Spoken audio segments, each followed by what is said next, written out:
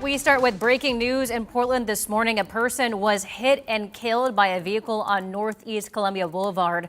This happened around 4:45 this morning. Police say that they found the person dead when they got to the scene. The driver of the vehicle involved remained there and is cooperating with police. We are working to learn more about this. Chris McGinnis has more on the road closures. Yeah, that is Northeast Columbia Boulevard again, just east of MLK. MLK not impacted, but Northeast Columbia Boulevard shut down both directions just east of that very busy intersection. Guys, for perspective, by the way, there's a good 14,000 cars and trucks a day that go through that intersection on MLK and Columbia Boulevard. So a significant traffic impact here, as well as we work to gain more details. I can tell you that the traffic solution around that is to use Lombard to the south. Meanwhile, in Tualatin, following up on this, an earlier vehicle fire on I-5 northbound near the 205 interchange. It appears that the fire is now out, but the commute is really backed up. Check this out. This is I-5 at the Norwood overpass. So we're looking at about a mile of freeway that is puttering along at about 10 miles an hour. So, Rod, as folks work their way northbound, there's a long lineup right now on I-5 through Tualatin. Skip this if you can. We'll keep you posted. Boy, all those people thinking it's 6 o'clock in the morning. What the heck, right?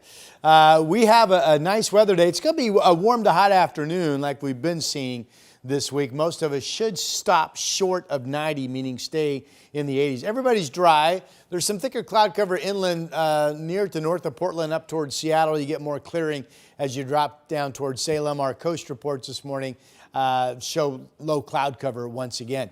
The bricks will stay dry not only today, but through your entire Labor Day weekend. The Pioneer Park building camera looking at Pioneer Courthouse Square. Relatively warm morning thanks to the cloudiness we have up top, 63. We should go on to be mostly sunny this afternoon. Still nice at noon, 75, and then that warm to hot temperature later today, back up to about 88 degrees. We'll have your 7-day forecast, of course, coming up in just a bit. Thank you, Rod. Months after the end of the legislative session, Oregon lawmakers are back in Salem for one reason: to pass a transportation package. A Democratic-led proposal failed to pass earlier this summer. Sunrise reporter Thomas Schultz joins us live outside the state capitol in Salem. So, Thomas, lawmakers going with the old adage here: if at first you don't succeed, try again. Yeah, guys, and that's exactly what they're doing today. Now, for months, ODOT and PBOT have said that without a transportation package, hundreds of workers will lose their job. Today is a big step to prevent that from happening. Republican lawmakers are expected to submit a proposal today of an alternative package that would not raise taxes. Instead, Republicans say ODOT should be allowed to tap into existing funding. Currently, state law restricts that from happening, tapping into funding for other projects. We're legislators. We can actually change law. It's this magical thing we do. That's literally our job, is to change laws. Now, it is unlikely the Republican proposal makes much headway. That's due to a Democratic supermajority in the state Senate here in Salem. Democrats also have a proposal of their own. It's a slimmed-down version of the transportation package they proposed back during the regular session. This one is about half the cost. Proposed by Governor Tina Kotek, it's worth $5.8 billion, meant to fund road maintenance and transit agencies. It would increase taxes, the gas tax by 6 cents, registration fees would go up by $42, and title fees by $139. What I can say to every Oregonian, whether you're a Democrat, Republican, or independent, what we're going to do is make sure that your roads, your bridges are safe and maintained no matter what time of the year it is, and that's why that package has to pass. And in just under 3 hours here, right behind us in Senate chambers, they will convene those lawmakers to try to hammer out a deal here. It is important to note, guys, though, that whatever they do agree on, if they reach an agreement, is likely just a stopgap. True, Jenna. Thomas Schultz reporting live from Salem this morning. Thank you, Thomas. And KGW will stream the Republican lawmakers' announcement later this morning at 10 o'clock on our TV app KGW Plus. You can download it anytime for free on Roku, Amazon Fire, and Apple TV. Oregon Secretary of State Tobias Reed says the federal government is overstepping its bounds by demanding information about Oregon voters. 2 months ago, the U.S. Justice Department filed an official statement of interest into Oregon's voting system. They wanted to know what the Secretary of State's office is doing to keep ineligible voters from voting. More recently, the Justice Department asked for access to Oregon voter information again, but Secretary Reed rejected that request. In the latest episode of KGW Straight Talk, Stephanie Domerot asked the Secretary of State why he made that decision. The federal government is exceeding their authority in this regard. They're entitled to public records like anyone else, and if they want to fill out the form and pay the fee, we'll provide them that public record. But it does not include social security numbers, dates of birth, signatures, driver's license information. Stephanie covered other topics with Secretary Reid, including President Trump's recent comments about ending mail-in voting. You can watch the latest episode of Straight Talk on KGW this weekend. It airs Saturday and Sunday night at 6:30 and again on Monday at 7. It's also available anytime on our free TV app, KGW+. A man has been sentenced to nearly 22 years in prison for stealing a Homeland Security vehicle and leading police on a chase last June. Travis Grangla was behind the wheel of a black SUV you see in this dashcam video. The chase ended like that, flipped onto its roof. Grangla stole the vehicle earlier in the day as federal agents were serving a search warrant at his home for child pornography. Court documents say that he was put in the passenger seat but locked the doors before jumping in the driver's seat and taking off. One person died in a crash that shut down part of Southeast Kane Drive in Gresham last night. This is video from that scene, and you can see the shells of two cars that police say caught fire after the crash. They haven't said yet, though, what caused it. We are working to get more information on the fire in Clackamas. A viewer sent us this video of a large plume of smoke that could be seen from Highway 224 last night. This was called out as a residential fire on Southeast Amherst Street. We'll update you when we learn more.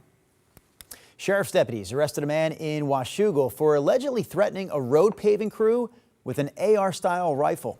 Investigators say he was wearing camouflage and a tactical vest when he told that crew to leave the area they were working in. That led to a SWAT standoff yesterday afternoon over on Southeast 352nd in Washougal. After about 4 hours, deputies arrested 37-year-old Justin Bryden, who's now facing assault charges. Nobody was hurt. The man accused of stabbing two people and getting into a standoff with police that locked down a northwest Portland neighborhood earlier this week has pleaded not guilty to assault charges. Victor Palmer-Regan will stay behind bars. Both victims are expected to survive.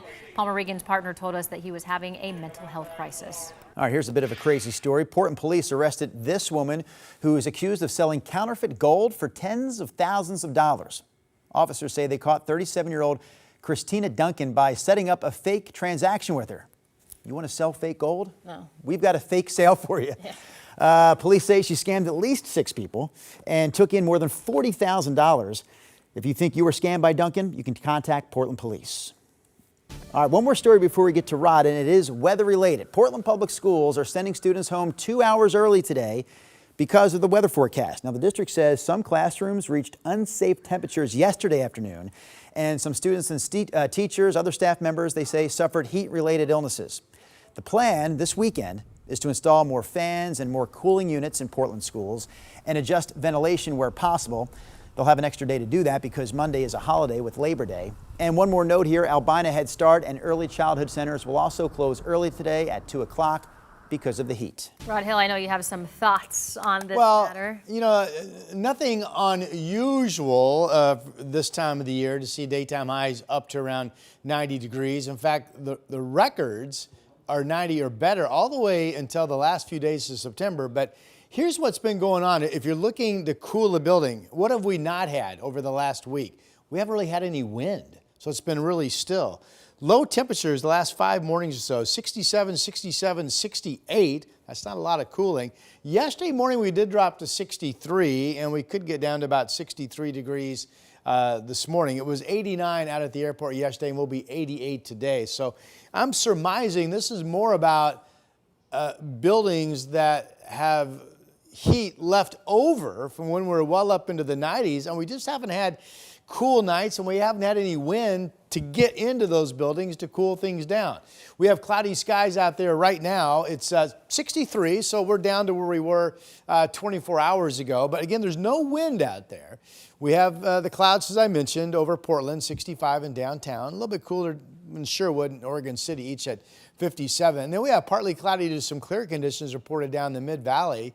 Corvallis is all the way down to 50. That sounds a little bit better. And then we have 55 in Kaiser and 55 degrees in Salem. Our coast forecast, a cloudy morning. Yesterday, much of the beach never cleared. I looked at the cameras at like 4 in the afternoon. It was cloudy.